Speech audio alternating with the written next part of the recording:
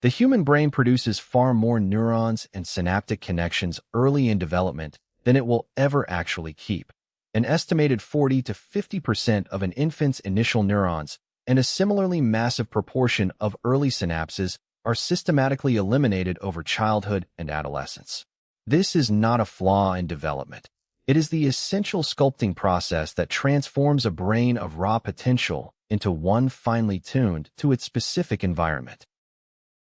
The neural tube forms remarkably early in prenatal development, within approximately the first month following conception, through a process in which a flat sheet of specialized ectodermal cells folds inward and fuses to create a hollow tube structure that will give rise to the entire central nervous system, including the brain and spinal cord. Failure of the neural tube to properly close, which can result from insufficient maternal folate intake among other factors, produces serious neural tube defects including spina bifida, underscoring why folate supplementation is specifically recommended before and during early pregnancy. Following neural tube formation, the developing brain undergoes an extraordinary period of neurogenesis, generating new neurons at a peak rate estimated at over 250,000 neurons per minute during certain prenatal periods, with these newly formed neurons subsequently undergoing neuronal migration, traveling, often considerable distances, guided by specialized glial cells and chemical signals, to reach their appropriate final location within the developing brain-specific structures and layers, a remarkably precise process essential for proper brain architecture.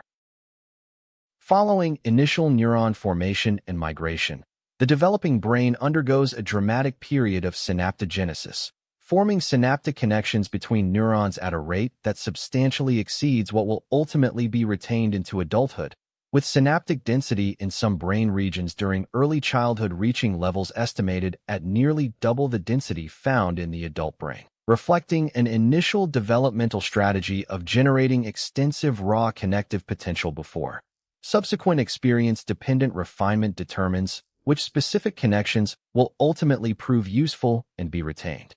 Synaptic pruning is the developmental process through which the initially overproduced synaptic connections are selectively and permanently eliminated based substantially on actual patterns of use and activity, operating according to the principle often summarized as neurons that fire together wire together, and, conversely, connections that are rarely or never co-activated together are progressively weakened and eventually eliminated, allowing the developing brain's specific synaptic architecture to be sculpted and refined by actual environmental experience and use rather than remaining fixed by initial genetic instruction alone.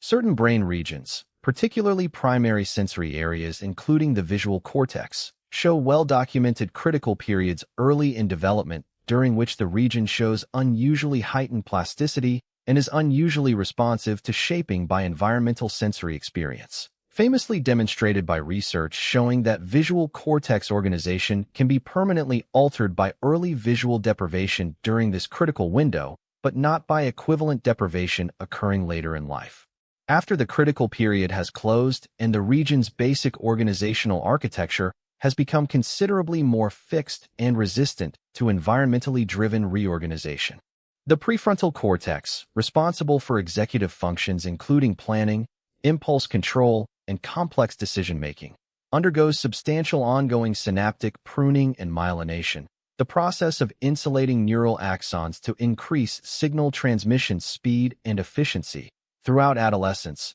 and into a person's mid-20s, considerably later than most other brain regions complete their major developmental refinement, helping to explain adolescents' documented tendency toward greater impulsivity, risk-taking, and comparatively less mature executive function relative to adults with fully matured prefrontal circuitry.